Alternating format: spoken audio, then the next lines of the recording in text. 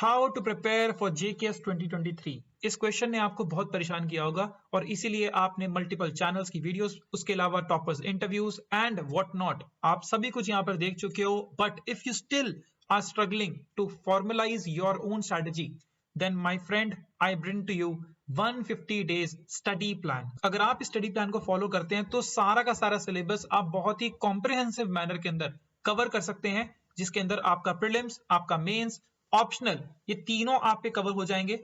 Books कौन सी पढ़नी है, resources, materials, current affairs, each and every stuff is there. Because कम टाइम है तो कम ही कंटेंट पढ़ के हमको अल्टीमेटली एग्जाम निकालना है, तो उसके ऊपर ही फोकस किया गया है। And also for CSAT, because CSAT is also very tricky part. अब ये जो 150 डेज है, ये आपके मार्च से लेकर आपके जुलाई तक है। लगभग एक्सपेक्टेड डेट जो आपके एग्जाम की होती है वो इसी के बीच में रहती है। तो यहां तक हमने इसका प्लान किया है और ये कोशिश करेंगे कि हम लोग इतना अच्छा प्लेटफॉर्म बना लें फॉर मेंस, कि जब बाद में हमको जो 3 महीने मिलने वाले मेंस के लिए, उसमें हम लोग हमारे बेस को इस्तेमाल करके you can actually clear the mains as well. So this 150 days includes all these stuff. So therefore it's going to be a very very important video. I hope आप इस वीडियो को सेशन को पूरा and तक देखेंगे। ये थोड़ा सा लंबा सेशन जरूर होगा, लेकिन इस वीडियो के बाद आपको दोबारा कोई वीडियो देखने की जरूरत नहीं पड़ेगी। This is my wholesome perspective while making this particular video. So without further ado session को स्टार्ट करते हैं। मेरा नाम है आकाश and I really welcome you all on your own YouTube channel जिसका नाम है सारा आकाश, Your Sky, Your Limit.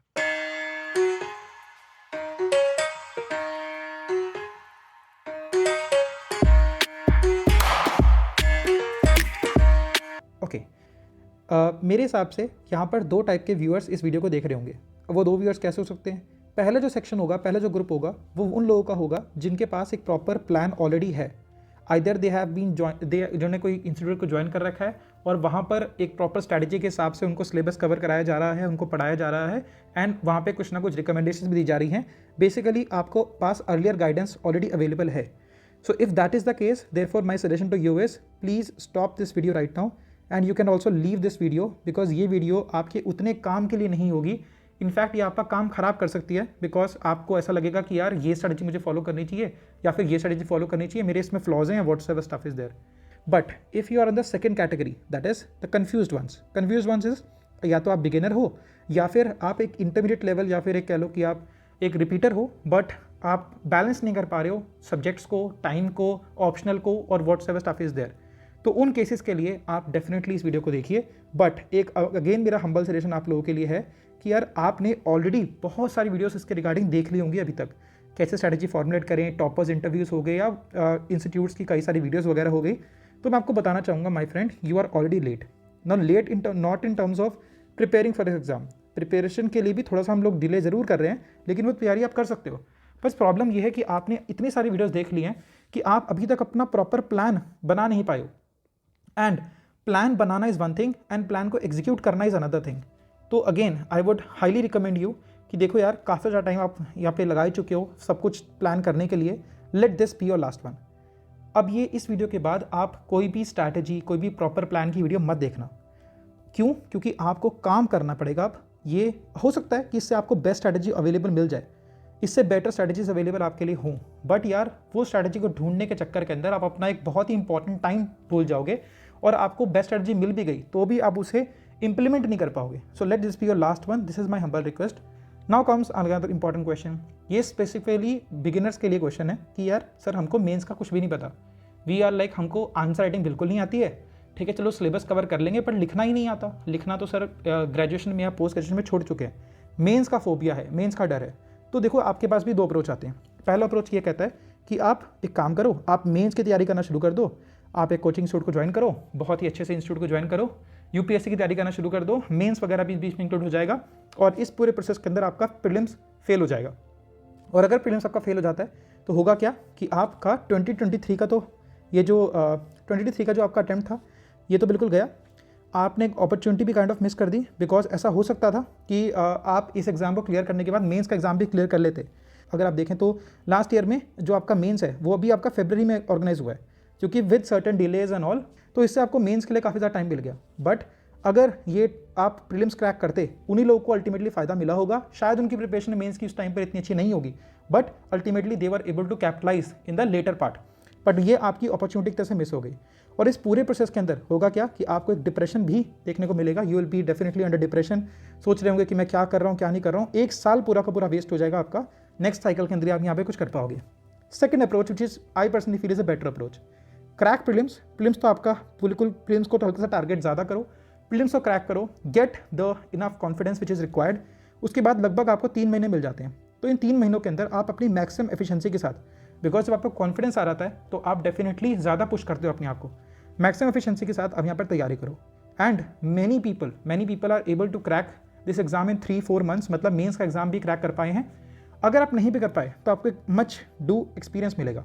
And क्योंकि आपने प्रीलिम स्पेसिफिक भी तैयारी बहुत ज़्यादा स्ट्रॉन्ग कर ली होगी, इनफैक्ट मेन स्पेसिफिक एग्जाम की तैयारी भी आपने ठीक ठाक लेवल की कर ली होगी, तो जो और एग्जाम्स हैं like for example UPSC civil services, इसको भी आप नेक्स्ट अटेम्प्ट के लिए देख सकते हो।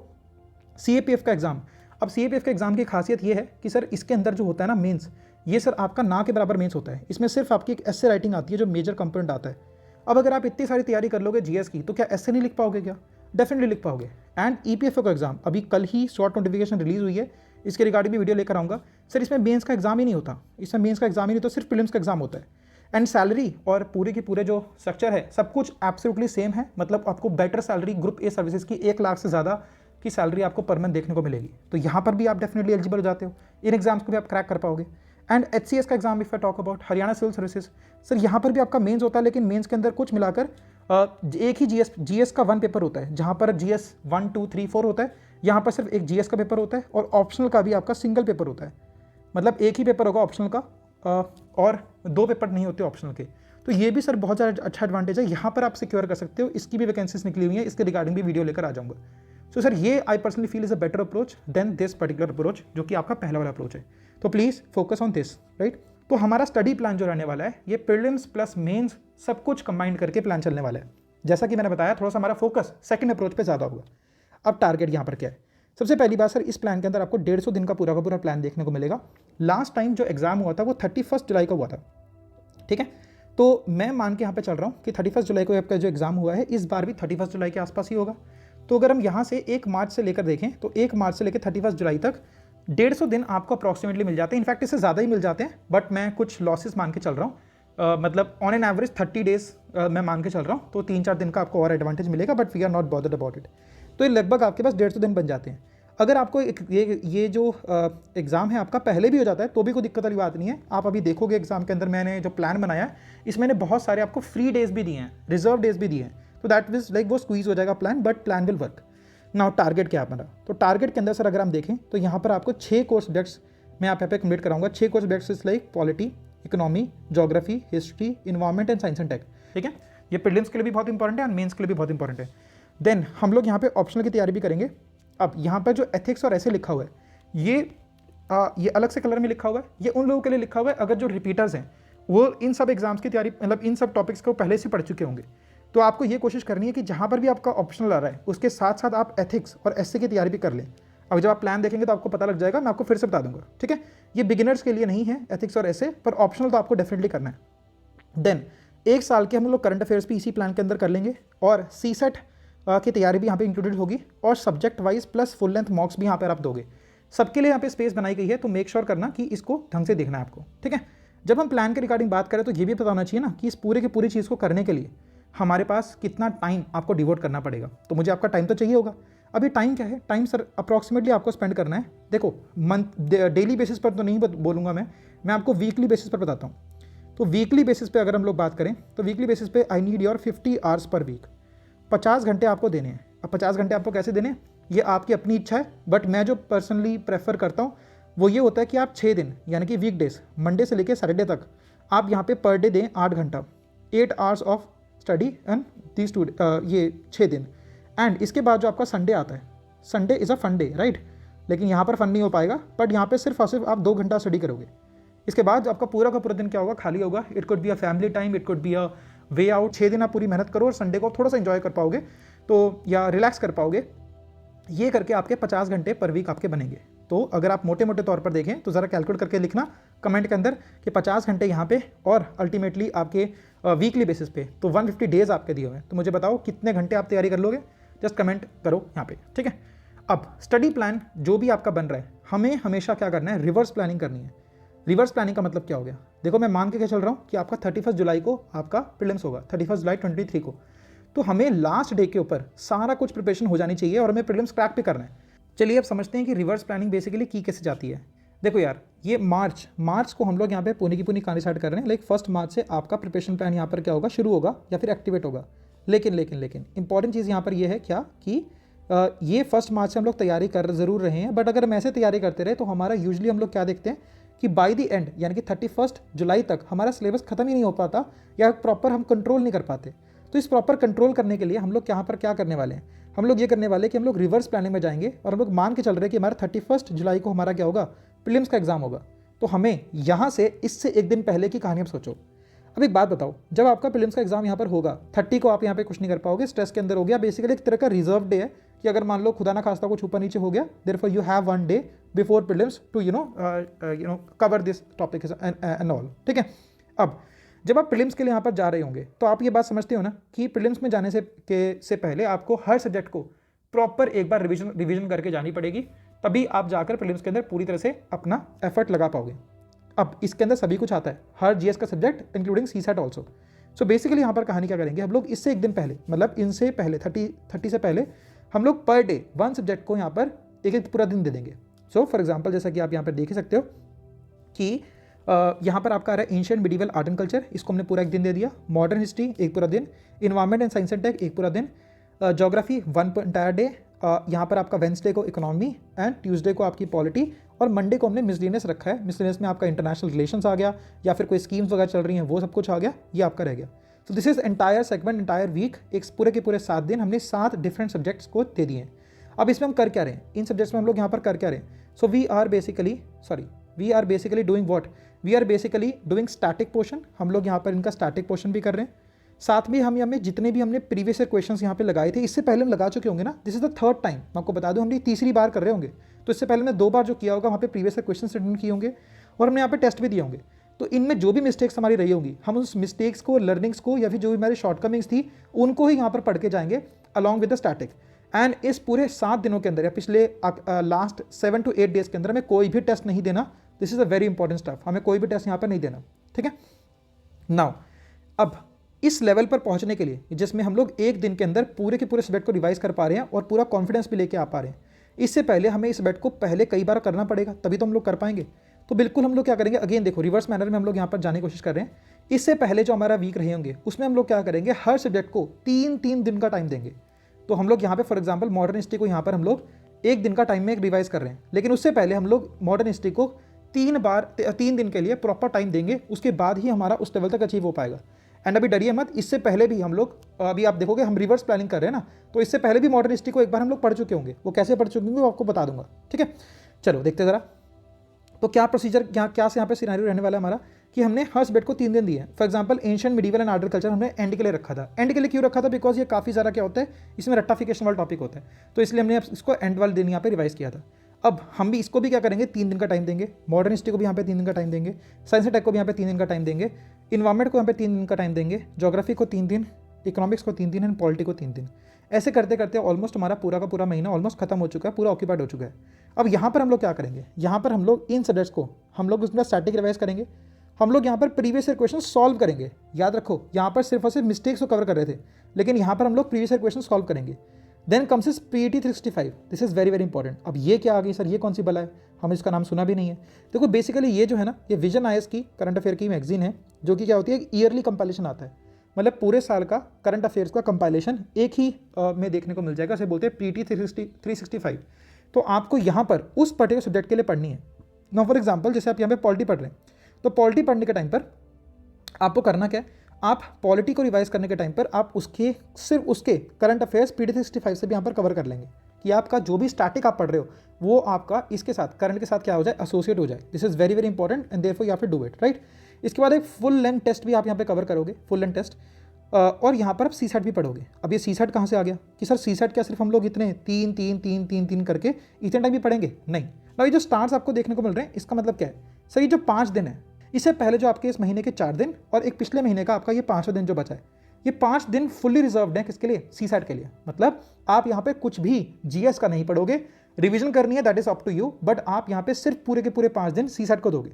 अब देखो जरा ध्यान से, क्या सी सेट में 5 दिन में नहीं हो पाएगा, आई नो दैट। 5 डेज आप यहाँ पे सी सेट का यहाँ पर बेसिक्स बिल्कुल पढ़ोगे, जो भी आपके सिलेक्टेड टॉपिक्स आप वहाँ पे पढ़ोगे 5 डेज फॉर सी सेट। लेकिन उसके बाद 3 दिन जब आप पॉलिटी पढ़ रहे होंगे, जब आप इकोनॉमी पढ़ रहे होंगे, जब आप ज्योग्राफी पढ़ रहे होंगे और ऐसे बाकी सब्जेक्ट्स आप पढ़ रहे होंगे, तो आपको पूरे दिन की स्टडी करनी है नो डाउट, बट आपको रेगुलर बेसिस के ऊपर सी सेट के लिए भी टाइम निकालना पड़ रहा है। तो देखो 3, 3, 6, 3, 9, 3, 12, यहाँ पर आगे 15, यहाँ पर आपका आ गया 18 एंड यहाँ पर आपके आ गया 21, right. 21 days plus 5 days that is around 26 days आप यहाँ पे सी सेट पढ़ोगे। और मुझे ऐसा लगता है 26 डेज इज रफली अराउंड 1 मंथ, और मुझे लगता है पर्सनली कि आप 26 दिनों के अंदर अब you can definitely crack the CSAT. There is not a big issue as far as the CSAT is concern, है ना। तो ये हो गया सर आपका एक लास्ट 1 मंथ का प्लान। बट अभी मैंने आपको क्या बोला कि हम लोग पीछे की ओर आएंगे, तो लेट्स जस्ट कम बैक, एक बार बस हम यहाँ पे पीछे की ओर और आते हैं।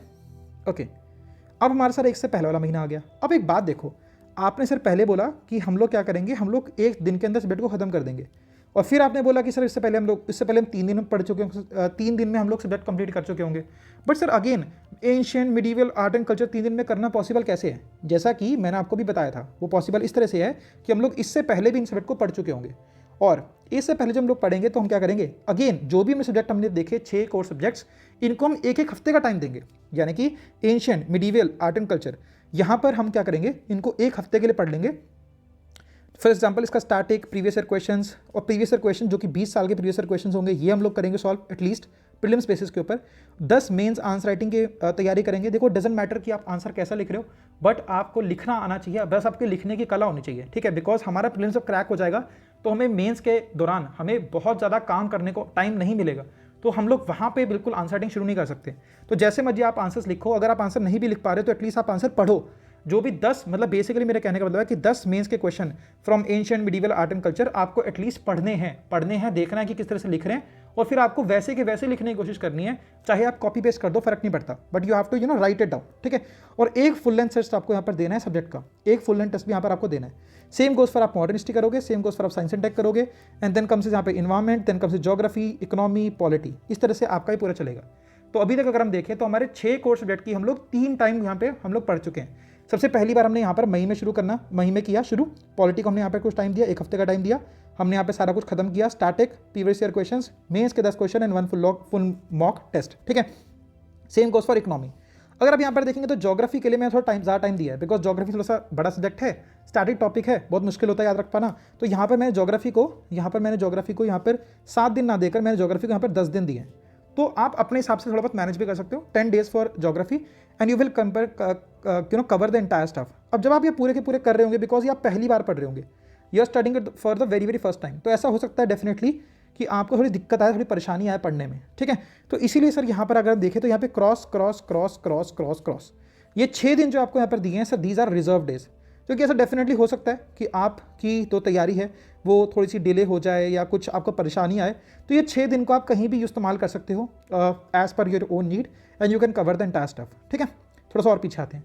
अब सर मई में हम लोग पहली बार सब्जेक्ट को पढ़ रहे हैं, तो सर ये इससे पहले हम लोग क्या करेंगे, आप तो बोल रहे थे मार्च से प्लान है, तो मार्च और अप्रैल में हमने क्या किया, देखो मार्च और अप्रैल में आप लोग करेंगे ऑप्शनल।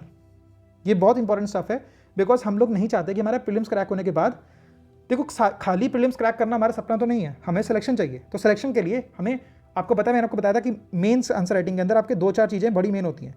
सबसे पहला आपका ऑप्शनल, दूसरा है आपका एसे, एंड तीसरा कम से आपका एथिक्स। तो ये 3 चीज़ें आपकी हैं। अब एसे का जो कंपोनेंट है वो तो हमारा काफ़ी सॉर्टेड हो जाएगा, क्योंकि हम लोग जीएस की काफ़ी अच्छी तैयारी कर चुके होंगे, तो हमें कंटेंट हमारे पास होगा, it's just about the writing answers and all that will see. Ethics is something जो कि हम लोग बात के लिए फिलहाल छोड़ रहे हैं, बट अभी आपको बताऊंगा, इसमें भी एक कैच है, अभी आपको बताऊंगा। And optional have to be there, हमें यहाँ पर कंप्लीट करना ही होगा। इसीलिए अगर आप देखें यहाँ पर देखें तो यार मैंने इस ऑप्शनल के लिए, इस सिर्फ और सिर्फ ऑप्शनल को इतना फोकस करने के लिए I have given entire 60 days for optional. तो यहाँ पर भी अगर हम देखें तो हमें 1 मार्च से हमने करना क्या है, हमें यहाँ पर मेजॉरिटी ऑफ टाइम आपको देना है ऑप्शनल को सजेस्ट करने के लिए। ऑप्शनल आप जो मर्जी पिक कर सकते हो। ऑप्शनल के रिगार्डिंग भी देखो मैं आपको सजेस्ट कर चुका हूँ कि आपने विकास दिव्य कीर्ति सर की वीडियो देख लेनी है।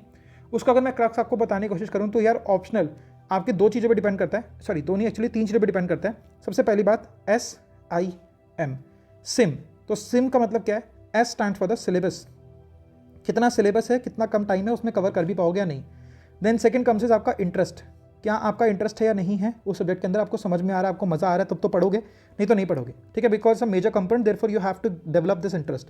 And M stands for the marks, कितने मार्क्स मिलते हैं, क्या वो स्कोरिंग भी है या वो नहीं है।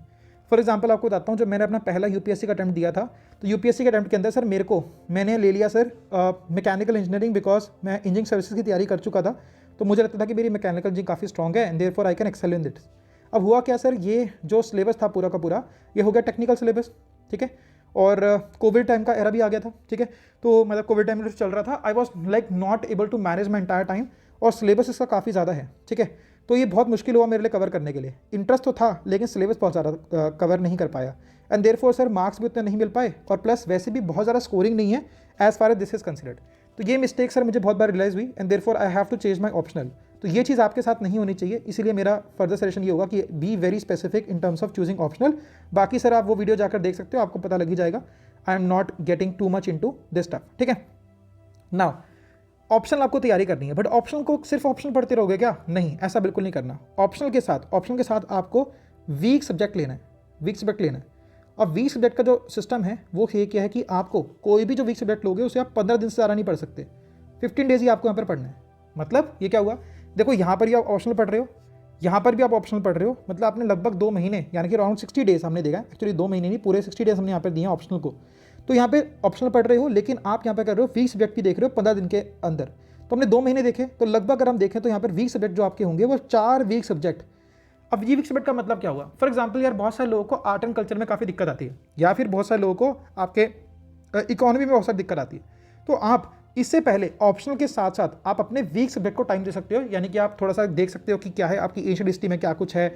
आप जैसे कि ना रीड दे सकते हो एनसीईआरटीज़ की बेस बनाने के लिए, आपको मैं बुक लिस्ट बताऊंगा ही बताऊंगा, तो आप उन्हीं बुक्स को एक बार जस्ट पढ़ सकते हो। आप उनके कोई नोट्स नहीं बनाओगे, आप सिर्फ वहाँ पर पढ़ोगे, सिर्फ समझने की कोशिश करोगे कि क्या लिखा है क्या नहीं लिखा है। You will figure out those things. तो इससे होगा क्या कि सर जब आप अल्टीमेटली जो नेक्स्ट साइकिल पे हम लोग जाने वाले हैं, ये वाली साइकिल जो मई से हमारे साइकिल शुरू होगी, इसके अंदर आपके लगभग सब सब्जेक्ट जो होंगे वो एक प्लेन पे आ चुके होंगे। तो 4 से ज़्यादा मुझे लगता नहीं वीक सब्जेक्ट आपके होंगे, क्योंकि आपका बेस थोड़ा बहुत बना होगा पहले। तो फॉर एग्जाम्पल अगर आपको पॉलिटी आ रही है तो आप पॉलिटी को यहाँ पे जाने टाइम देने की जरूरत नहीं है, you can give time to this, ठीक है।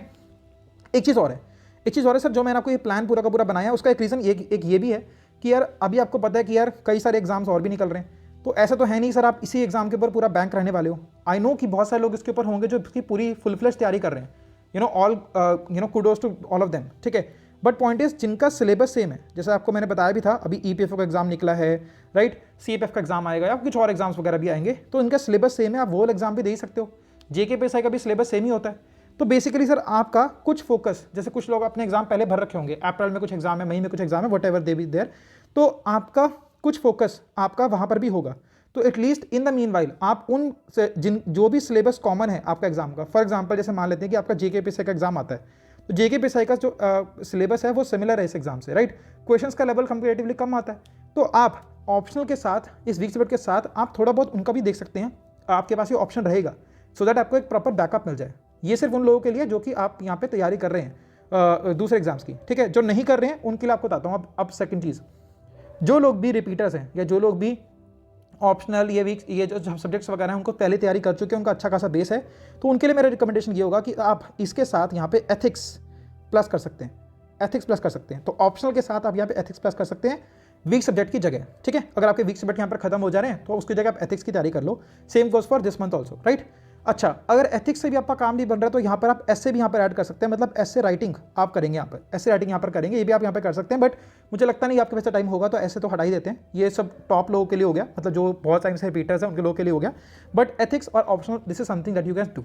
इस प्रकार से अगर आप देखें तो हमारा पूरा का पूरा यहाँ पे सिस्टम खत्म हो जाता है up to the 31 of July. I hope मैं आपका टाइम थोड़ा ज़्यादा ले रहा हूँ, I know that, but I hope को समझ में आ गया।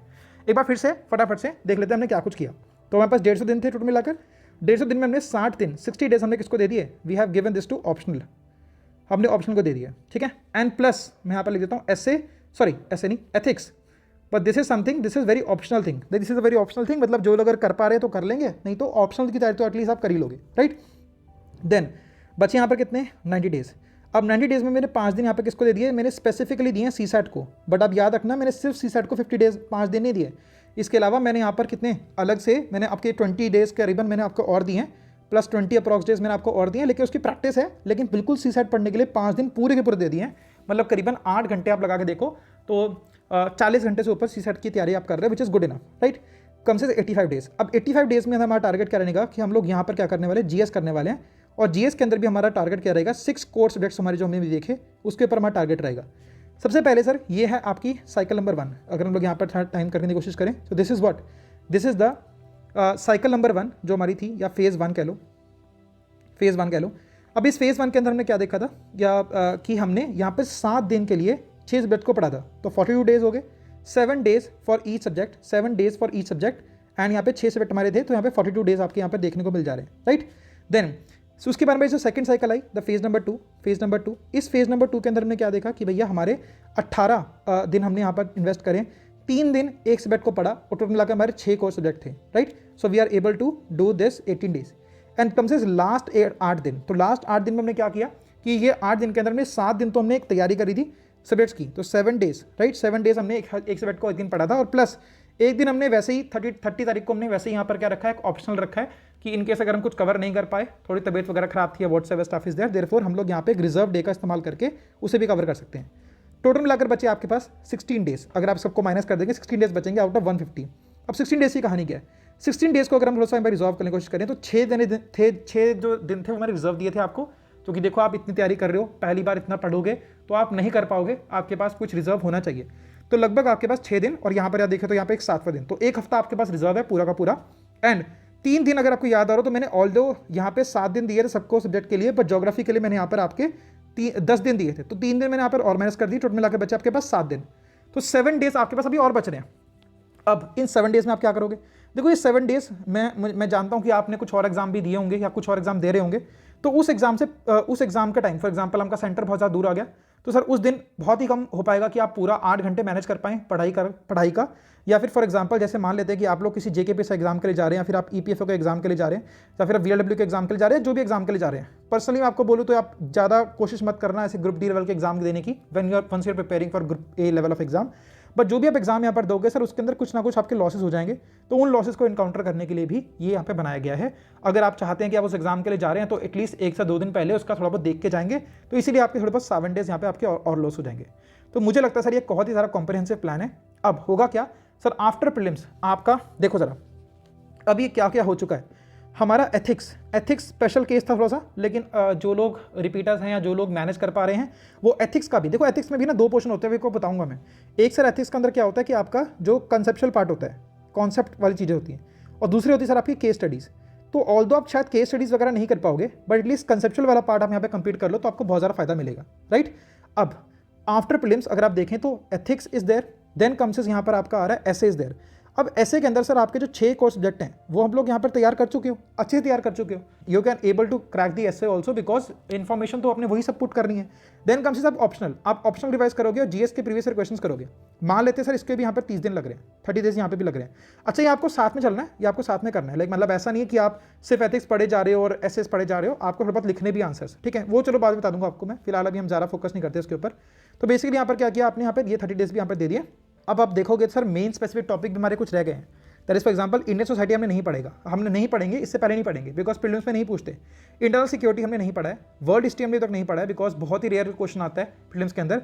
Post independence, India post independence जो आपका है वो हमने अभी तक नहीं पढ़ा है बिकॉज अगेन बहुत रेयर क्वेश्चन आता है। इंटरनेशनल रिलेशंस के बारे में हमने बहुत ज़्यादा डेप्थ में नॉलेज नहीं लिया अभी तक, सिर्फ हमने करंट अफेयर्स को देखा है जो कि करंट अफेयर ही पूछे जाते हैं in the prelims part of it.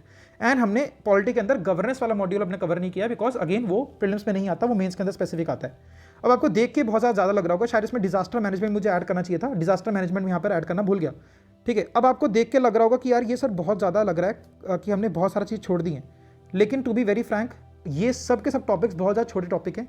And जब एक बार आपका 6 कोर सब्जेक्ट्स के अंदर आपका ये मतलब कोर सब्जेक्ट आपके स्ट्रॉन्ग हो चुके हैं सर, ये है just the little bit of extra related to that only, तो ये भी सर आप डेफिनेटली 1 महीने के अंदर कवर कर सकते हो। And with this plan itself आपका मेंस के अंदर भी काफ़ी अच्छा चांस यहाँ पर आपका बन जाता है। और अगर ये नहीं भी हुआ तो अब देखो कि आपने इतना सारा सिलेबस इतनी अच्छी एनर्जी के साथ you have covered this, therefore आपको नेक्स्ट टाइम के लिए एटलीस्ट बहुत ज़्यादा काम आने वाला है।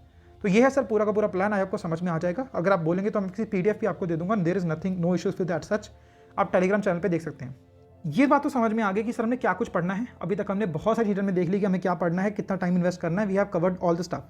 बट एक क्वेश्चन दिमाग में भी आ रहा होगा कि सर आई एम, जैसे स्पेशली मैं आपको बोल रहा हूँ जिनको जो कि लोग बिल्कुल बिगिनर हैं उन लोगों के लिए बता रहा हूँ, या जिनका ज़्यादा जीएस में इंटरेस्ट नहीं बनता इस डेप्थ के अंदर तक, उन लोगों के लिए बता रहा हूँ कि सर इसके लिए कोई थोड़ा सा एटलीस्ट शॉर्टकट या कुछ और बेटर मिल जाता तो ज़्यादा बेटर रहता, बिकॉज बुक्स से पढ़ने में कभी कहीं ना कहीं क्या आता है, आलस आता है, नींद आती है। तो उन लोगों के लिए आपको बता देता हूँ, sir I have this course which is called as GS foundation course.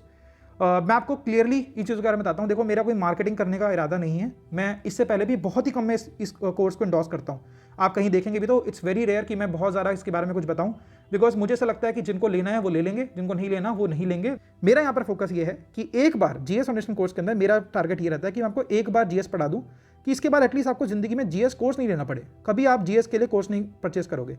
In fact अगर आप वेबसाइट पर जाकर देखेंगे तो मैंने वहाँ पे लिखा भी हुआ है, it is not the first GS course that you must have taken but this shall be your last. ये आपका लास्ट होगा, इसके बाद आपको जिंदगी में कोई जरूरत नहीं पड़ेगी।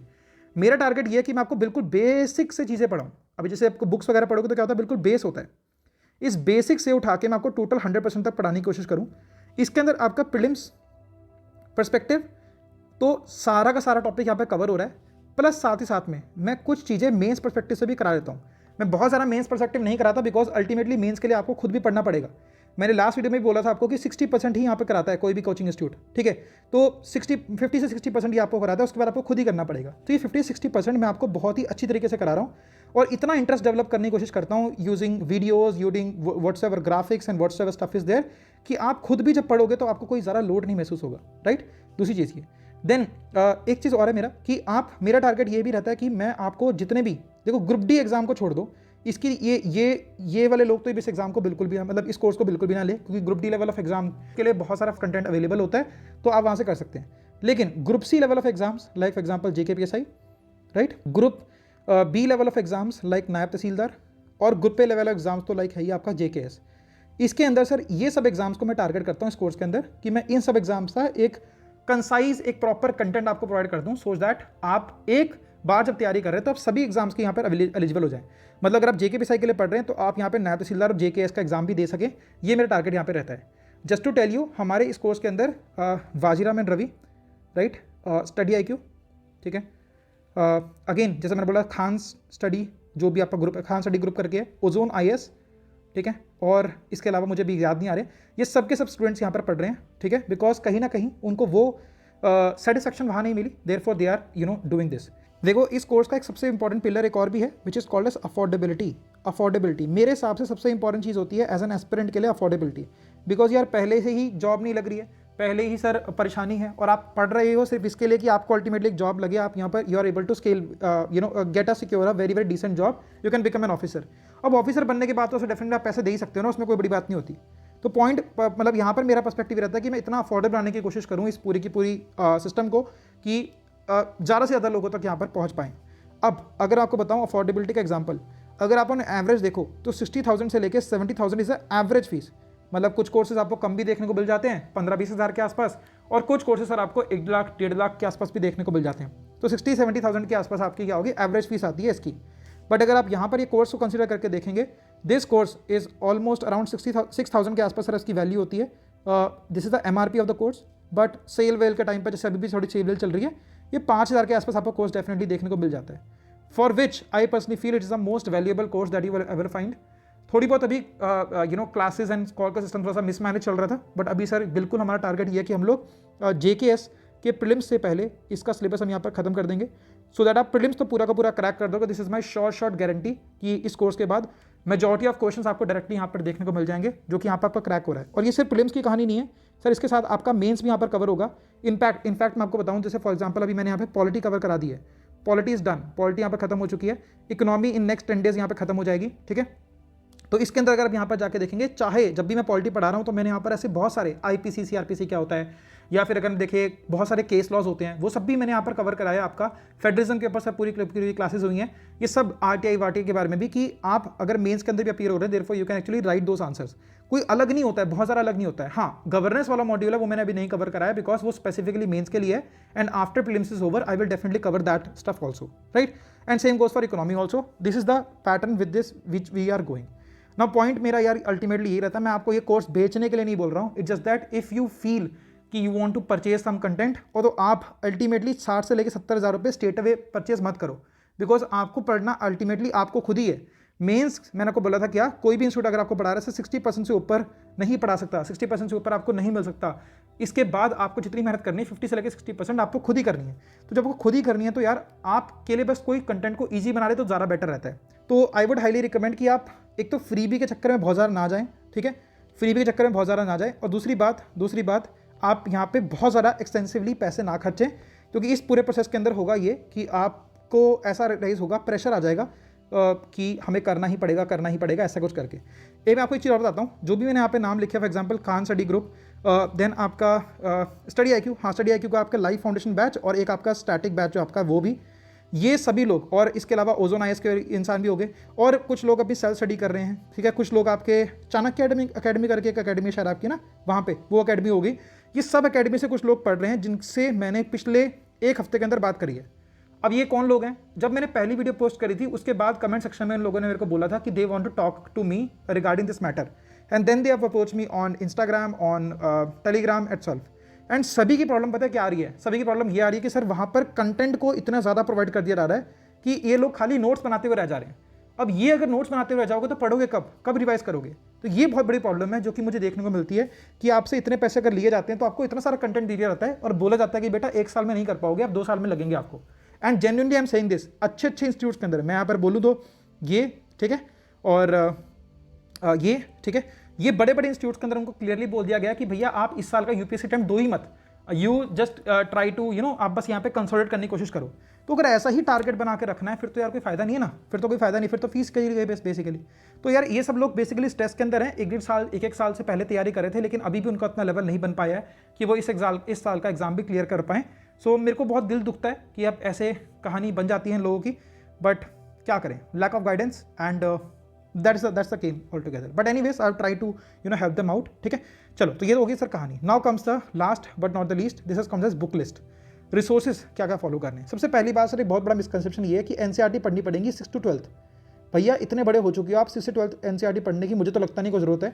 इससे बेटर बुक्स आपके पास हैं, और प्लस अगर आप NCERTs को ही यहाँ पे प्लस करो, टाइम वगैरह प्लस अगर करने की कोशिश करो तो आपको रियलाइज़ ये होगा कि सर इतना टाइम है ही नहीं कि सारी NCERTs पढ़ें, फिर यहाँ पे बेस बनाएं, फिर सब कुछ यहाँ पर काम चले, ठीक है।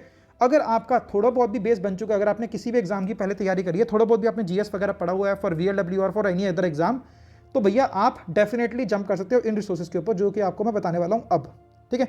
अभी रिसोर्सेज है कौन से जरा समझते हैं। सबसे पहले आपका आ रहा है जनरल स्टडीज पेपर 1 जो आपका है, इसके अंदर आपकी आती है मेजरली आपकी आती है मॉडर्न हिस्ट्री, जिसके लिए आप लोग बुक करेंगे स्पेक्ट्रम का इस्तेमाल करेंगे। Spectrum is like go to book. इसके अलावा आपको ज़्यादा कुछ पढ़ने की जरूरत नहीं है। देखो वैल्यूडेशन करने के लिए तो आपके पास बहुत सारी बुक्स होती हैं, लेकिन आपके पास टाइम उतना नहीं है, तो अगर आप कम टाइम के अंदर इसी बुक को आप मल्टीपल रिवाइज कर लोगे, that is the goal you should having, ठीक है। और ये आप इजीली कर सकते हो, अच्छी तरह से कर सकते हो। एंशिएंट हिस्ट्री के लिए सर आप प्रेफर करेंगे क्लास 11th क्लास की तमिलनाडु बोर्ड की जो बुक है वो करेंगे प्रेफर। अगर वो नहीं मिलती देयरफॉर आप NCERT को भी रेफर कर सकते हैं क्लास 11th, ठीक है। Then comes is medieval history के सर आप NCERT पढ़ लो, है ना, अगेन क्लास 11 12th की, that is good enough. Then comes is art and culture की सर 11th क्लास की फाइन आर्ट्स की बुक आती है NCERT, ठीक है। तो ये आप डेफिनेटली कंसिडर कर सकते हैं। इनफैक्ट आप इसमें न्यू वाली NCERT लेना, कि एक कुछ ओल्ड NCERT भी होती है, कुछ न्यू NCERT भी होती है, उसमें पिक्चर्स भी अच्छी हैं, इमेजेस भी वगैरह काफ़ी अच्छी हैं, तो आपको काफ़ी सारा अच्छा मिलेगा। अब सर कुछ लोग बोलते हैं नितिन सिंघानिया वगैरह करके यहाँ पे, but to be very frank Nitin Singhania sir आप मतलब पॉइंट इज यार आप ना दिक्कत आएगी आपको यार, क्योंकि ना बहुत ज़रा वो क्या है आपकी नितिन सिंघानिया जो बुक है सर बहुत ज़रा बल्कि है, and that is gonna be a problem for you. तो आप NCERT के थ्रू पढ़ें और NCERT में डायरेक्ट क्वेश्चन आपके बन जाते हैं। वैसे बाकी मैं आपको ये अलग अलग जब मैं इसकी स्ट्रैटेजी वीडियोस लेकर आऊँगा कि कैसे पढ़ने क्या नहीं पढ़ने, तो आपको बताऊंगा, ठीक है। सोसाइटी के लिए आपकी क्लास 11th क्लास की NCERT है, क्लास 12th क्लास की NCERT वो भी आप कवर कर सकते हैं। इनफैक्ट जब ज्योग्राफी आप पढ़ रहे होंगे, ज्योग्राफी के अंदर भी क्लास 12th की NCERT के अंदर एक ह्यूमन ज्योग्राफी वाला सेगमेंट आता है, वहाँ पे आपका ऑलरेडी सोसाइटी यहाँ पे कवर हो जाएगा, ठीक है। तो ये भी आपका एडवांटेज है। ज्योग्राफी के लिए क्या करें, सबसे पहले आप क्लास 11th और क्लास 12th क्लास की यहाँ पे NCERTs पढ़ेंगे। 4 NCERTs आपकी आती है यहाँ पे, ठीक है। यहाँ पे 4 NCERTs हैं, इनकी 4 NCERTs हैं, ठीक है। इसमें आपकी world geography, Indian geography, physical geography सब कवर हो जाएगी।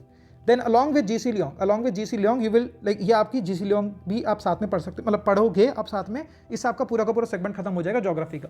ना क्वेश्चन कम्स इज कि एक चीज़ और है, अच्छा थोड़ा बहुत मैपिंग वर्क भी आपको अलग से करना पड़ेगा, वो तो आप डेफिनेटली करंट अफेयर के थ्रू जब आप करोगे तो आपको लोकेशंस वगैरह मैप पे देखनी है। स्टूडेंट एटलस करके बुक आती है, डिस्क्रिप्शन में लिंक दे दूंगा, आप यहाँ पे चेकआउट कर सकते हो।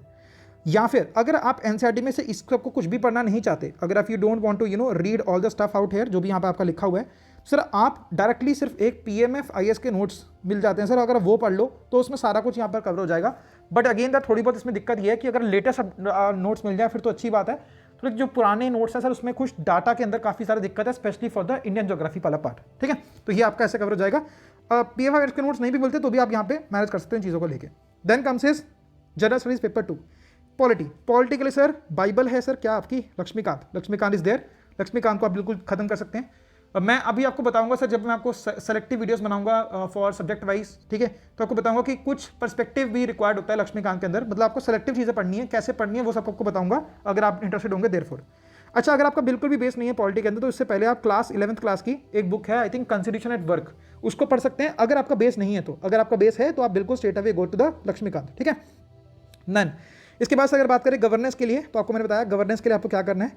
गवर्नेंस के लिए सर आपकी ARC रिपोर्ट आती है सर, ARC आपकी रिपोर्ट्स आती हैं आपको नेट पे मिल जाएंगी, गवर्नमेंट डॉक्यूमेंट है, उसमें सर आपकी जो 4 नंबर 11 नंबर और 12 नंबर ये आपको पढ़ लेनी है, आपका काम बन जाएगा।